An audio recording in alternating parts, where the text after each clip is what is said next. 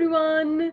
Welcome to In Conversation with Himali, but there's no conversation happening today per se. I'm going to be doing a storytelling session. And I had heard this story on YouTube and I really liked it so much. So I decided to present it here between you all. I hope you enjoy it. The name of the story is Strangers in Love. Strangers and Love. So I just finished one of the most incredible shows of my life. There was screaming, shouting, joy. It was chaotic. I came back into my room and I shut the door, and it was a dichotomy of silence. It was silence. It was the room, the four walls, and me, and my time to reflect. I looked at my reflection, looked at myself intently and said, shit. What if they've taken my TV? Well, so this is not really the end of the story or the beginning. This is the middle of the story because the story begins 12 hours before this very moment. So the previous night I was partying at a wedding in Udaipur. And when you party at a wedding in Udaipur, there is no sobriety whatsoever. It is just shots, shots, shots, and shots. And I'm like, hey guys, I have a super early flight to take. And they were like, it's fine. You'll sleep through it. You party till the whole night. And I was like, yes, that's just what I did. I walked into this plane to board a flight from Udaipur to Mumbai. And I was holding this book, in my hand. The title read, What French Women Know. I walked in and I saw this beautiful couple, just like you all, holding hands and talking to each other and shrugging their shoulders and going like, oh, and I was like, French? They saw the title of the book I was holding and said, oui. And I said, oui. And there went my big plans of sleep. I sat through with them, and through the entire flight, we spoke to each other. Pauline and Lucas, childhood sweethearts, they had met in school and they decided to travel around the world before they decided to get married. The idea was that if at the end of the trip they still loved each other and they could tolerate each other, they would ask each other to marry themselves. It was fantastic. And I was like, oh my God, I am the messiah of this love story. This is good, great stuff.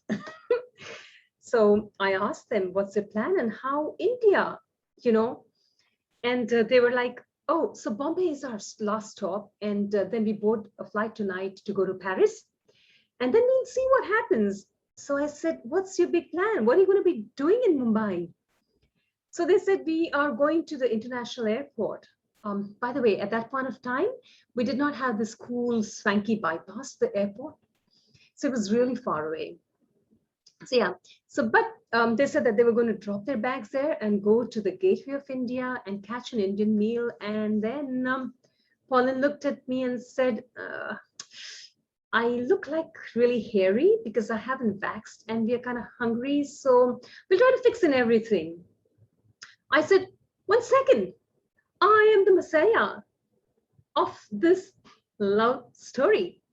I'll save you and save the day and make your day. You know what, guys? You're coming home. I know them for exactly 1 hour and 20 minutes. Look at me. Anyways, you guys are coming home. You leave your bags in my house. Not only that, I hooked up a saloon, got them breakfast, booked them a dinner table at an Indian restaurant. I unpacked, repacked, and I flew away to Delhi. And this is where I'm sitting.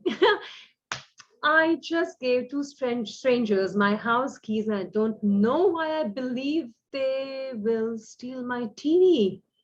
So I picked up my phone and I called my neighbor and I said, Auntie, did my friends leave the house keys behind? Yes, beta, they left the house keys behind. They have left, but why do you sound so worried? They are your friends, right?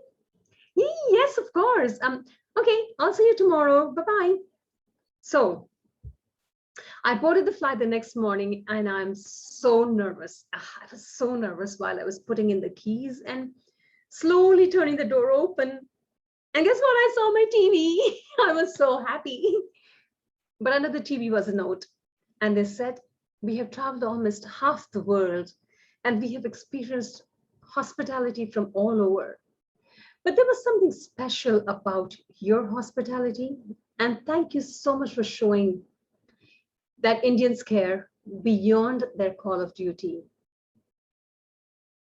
Pauline also said that Lucas that night proposed and asked her to marry him, and I was invited to the wedding at a chateau in the south of France.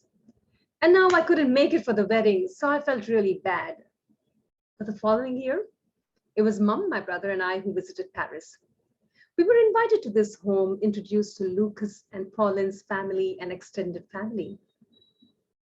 We became family, and just about last year, I was browsing Instagram and I saw this unique glow on Pauline's face, and I texted her, "Is there something I should know?"